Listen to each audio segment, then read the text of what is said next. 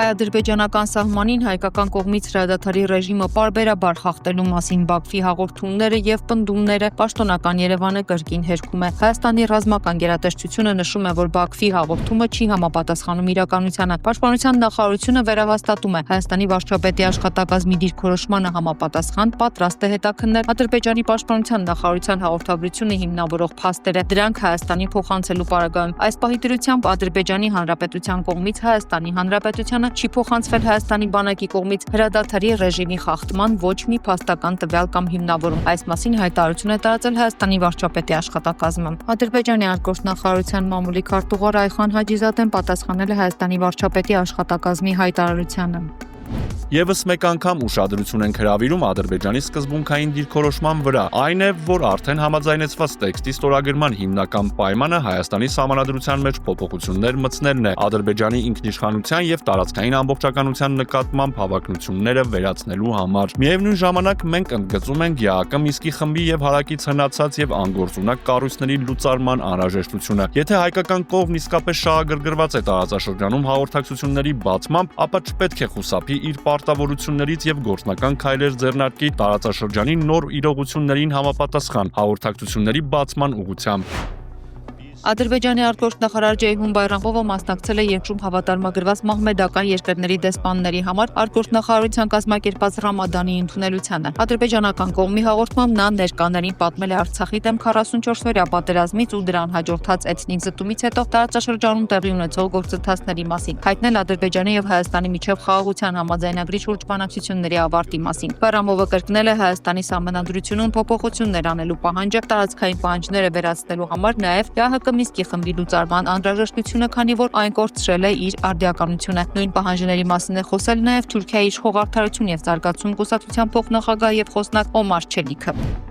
Հայաստանի համար չափազանց կարևոր է լինելու փոխել օրենքները կամ սահմանադրության որոշ հոդվածներ, որոնք ուղղված են Ադրբեջանի դեմ։ Ժամանակն է լուծարել ԵԱԿ Մինսկի խումբը, որը տարիներ շարունակ ստեղծվել է այս խնդիրը լուծելու համար, սակայն լուծելու փոխարեն բարդացրել է այն եւ այլևս առաքելություն չունի։ Այսուհետ, երբ ձեռնարկվեն բոլոր այս քայլերը, Թուրքիայի եւ Հայաստանի միջև հարաբերությունների կարգավորման գործընթացը թափ կհավաքի եւ դրանից կշահեն տարածաշրջանի բոլոր ժողովուրդները։ Կովկասում խաղաղությունը ձեռնտու կլինի։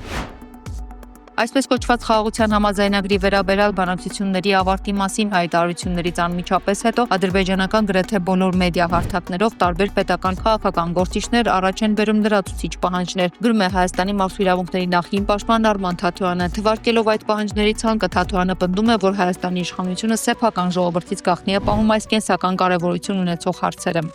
Հայաստանի կառավարությունը պետք է ապահովի արևմտյան ադրբեջանցիների վերադարձ եւ նրանց անարգել ելումուտ Հայաստան։ Այսպես կոչված Զանգեզուրի միջանցքի բացում, այնպես ինչպես դեռ 2021 թվականի նոյեմբերին Թուրքիայի նախագահի հետ ասուլիսի ժամանակ հայտարարել էր Ադրբեջանի նախագահը, այն է Զանգեզուրի միջանցքը իրար է կապելու ողջ թուրքական աշխարհը։ Հայաստանի Հանրապետության սահմանադրության փոփոխություն ըստ ադրբեջանական պահանջների։ Հայաստանը պետք է հանդես գա ԵԱԿ Մինսկի խմբի լուծարման նախաձեռնությամբ։ Պետք է տեղի ունենա Հայաստանի ապառազմականացում եւ գնված զենքերի հանձնում կամ վերադարձ։ Հայաստանում պետք է դադարեցվի Արցախյան առաջին պատերազմի հաղթանակի եւ պատերազմի մասնակիցների հերոսացումը։ Հայաստանում պետք է փակվեն այն բոլոր կառույցներն ու կազմակերպությունները, որոնք զբաղված են ազգային արժեքների տարածմամբ։ Ավրորա միջազգային մարդասիրական նախաձեռնության համահիմնադիր, Մոդեռնա ընկերության համահիմնադիր եւ նախագահ Նուբար Աֆեյանը հարցազրույց է տվել CNN-ին, ընդգծելով, որ խաղաղության ցանկացած համաձայնագիրը պետք է ենթադրի պատերազմների ազատ արձակում։ Սա տեղի ունեցավ, երբ Ադրբեջանը հարձակվեց մի տարածքի վրա, որը դրանից առաջ 30 տարի հանրապետություն էր, բաղկացած էր ամբողջությամբ հայերից, որոնք ապրում էին այնտեղ իրենց պատմական հողի վրա, որը հազարավոր տարիներ բնակեցված էր հայերով։ Մեկ տարվա շրջափակումից հետո նրանք հարձակվեցին եւ ըստ էության դուրս քշեցին 120,000 հայերի, ինչը բազմաթիվ մասնագետների կողմից համարվել է էթնիկ զտում։ Այդ հայերի թվում էր Ռուբեն Վարդանյանը, իմ մտերիմ ընկերն ու գործընկերը, որն այնտեղ իրականացնում էր մարդասիրական ծրագրեր։ Մեղադրանքները, որոնք առաջադրվել են նրան մեկ տարվա ձգձգումներից եւ կալանքի ժամկետների երկարացումներից հետո, ըստ էության ամեն ինչի մասին են։ Փաստորեն կա 42 մեղադրանք, որոնցից շատերը վերաբերում են մինչև Ղարաբաղ նրա մեկնելը, հասնելով 1980-ականների վերջ, երբ նա Մոսկվայում ուսանող էր։ Ադրբեջանի եւ Հայաստանի միջև խաղաղության պայմանագիրը կարևոր է ամբողջ տարածաշրջանի համար, հայտարարել է Վրաստանի արտգործնախարար Մակա Բոջորիշվիլին, ընդգծելով, որ խաղաղությունն ու անվտանգությունը առանցքային գործոններն են։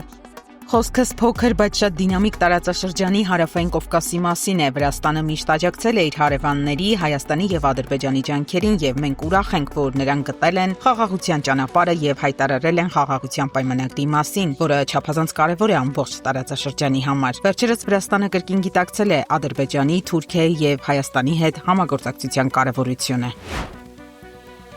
Արցախի հանրապետության մարդու իրավունքների նախկին պաշտպան, նախկին պետնախարար Արտակ Բեղնարյանն արձագանքել է ազգային ժողովի նախագահ Ալեն Սիմոնյանի հայտարարություններին ի պատասխան իր հայտարարության, թե դատի է տալու Հայաստանին, եթե որոշեն միջազգային ատյաններից հետ վերցնել մի ամբողջ ժողովրդի իրավունքների պաշտպանության համար ներկայացված գագաթները։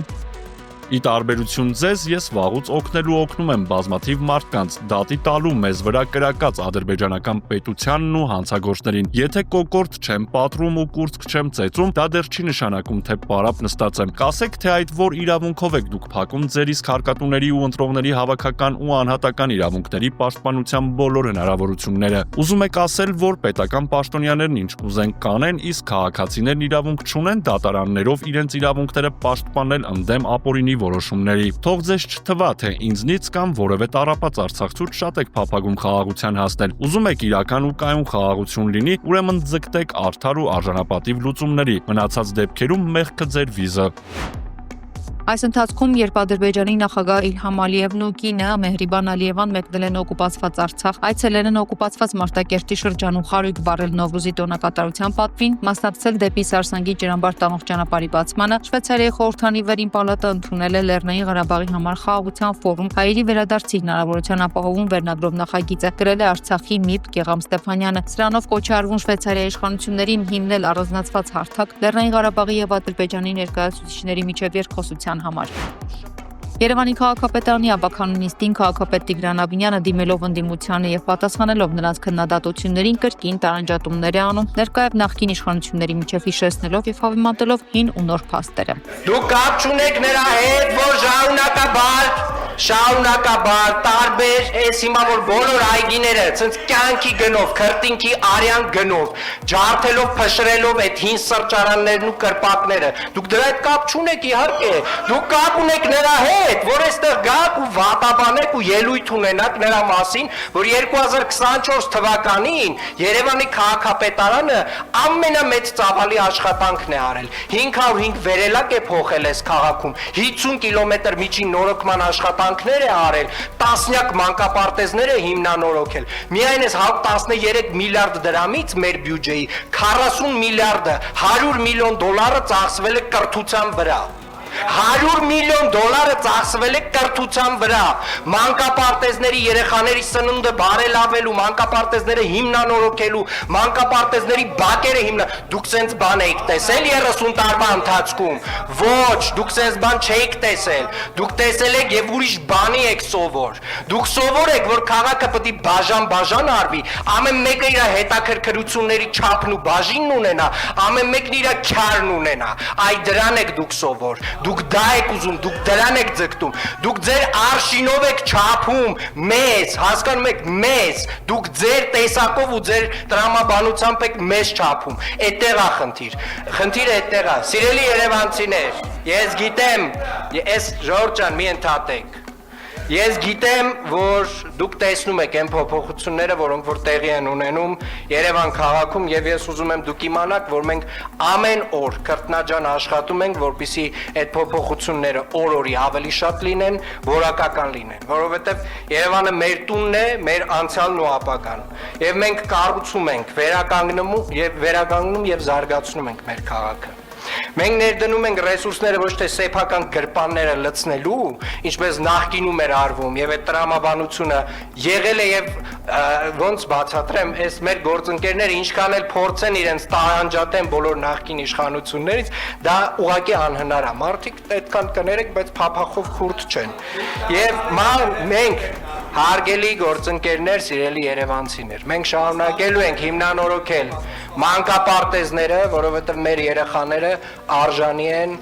ամենալավ միջավայրում մեծանալու։ Մենք շարունակելու ենք կառուցել բակերը, որովհետև մեր երեխաները արժանի են բակերում ֆուտբոլ խաղալու եւ այո, ով գիտի մի 10 տարի հետո մեր մոտ ֆուտբոլում էական զարգացումներ կլինեն այս ծրագրերի արդյունքում։ Եվ այո, կասկադը կկառուցվի,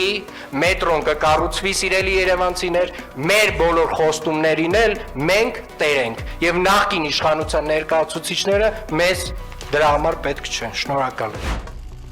Թուրքիայի նախագահ Ռեջեփ Թայիփ Էրդողանը փորձում է Սպիտակ տանը հանդիպել ԱՄՆ նախագահ Դոնալդ Թրամփի հետ, այս մասին հաղորդում է Bloomberg-ը, վկայակոչելով իր աղբյուրներին եւ ըստ ամենայնի հանդիպումը հնարավոր է տեղի ունենա ապրիլի վերջին։ Պաշտոնյաները անանուն մնալու պայմանով հայտնել են, որ Էրդողանն Անկարայի եւ Վաշինգտոնի միջև ռազմավարական գործընկերության ամրապնդումը կարեւոր է համարում տարածաշրջանային կայունության առումով, ընդգծելով Ուկրաինայից մինչև Սիրիա կարեւոր միջնորդ դառնալու Թուրքիայի ձգտումը։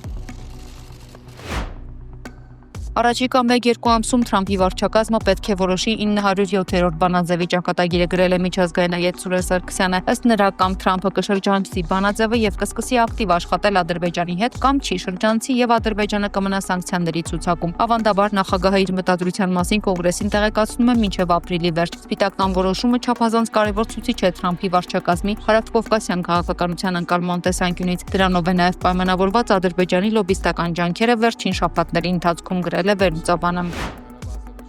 Օրեր առաջ հայկական կողմի հրավերով Երևան այցելած եւ Հայաստանի վարչապետի հետ հանդիպած CNN Թուրքի լրատվական բաժնի խմբագիր Իդրիս Արաքանը շրջափակման մեջ գտնվող երկիր Հայաստանում ինչեր են խոսում ռեպորտաժում, Հայաստանը խիստ բացասական գծով է ներկայացնում եւ լրագրողին ոչ վայել բացահայտ ապատեղեկատվություն տարածում։ CNN Թուրքի խմբագրի 26 րոպե տևող ռեպորտաժում Հայաստանը սև գույներով է ներկայացված։ Ռեպորտաժից տպավորություն է, որ Հայաստանը տնտեսական խիստ ծանր կացության մեջ է, զարգացման հեռանկարից հեռու եւ միակ փրկությունը Թուրքիայի հետ սահմանի բացում։ Իսկ ամենազավշտալին այն է, որ Իդրիս Արաքանը ռեպորտաժում Երևանի իրանական մզկիթի ֆոնին ասում է, որ Երևանը թուրքական կայսրության քաղաքներից է եւ որպես ապացույց ներկայացնում իրանական մզկիթը որպես թուրքական։ Այսինքն հայտնի թուրք լրագրողը ոչ միայն խայտառակ ապատեղեկատվություն է տարածում, որ իբր Երևանը թուրքական քաղաք է եղել, ավելին նաեւ իրանական մզկիթը որակում թուրքական։ Վաշինգտոնը վերսկսել է ռազմական օգնության մատակարարումը Կիևին երկու երկրների պատվիրակությունների միջև մարտի 11-ին Սաուդյան Արաբիայում կայացած բանակցություններից հետո։ ԱՄՆ նախագահի ազգային անվտանգության հարցերով խորհրդական Մայք Ուոլցը նույն օրն ասել է, որ որոշումն ուժի մեջ է մտնում անմիջապես։ Լեհաստանի արտգործնախարարությունը հաստատել է, որ Ռժեշով քաղաքի լեհական կենտրոնի միջոցով ամերիկյան զենքի մատակարարումները Ուկրաինային շարունակվում են նույն ծավալով։ ԱՄՆ նախագահ Դոնալդ Թրամփն էլ հիշեցրել է, որ Ուկրաինայի վերաբերյալ վերջնական համաձայնագրի շատ տարեր համաձայնեցված են, բայց շատ բան կա անելու։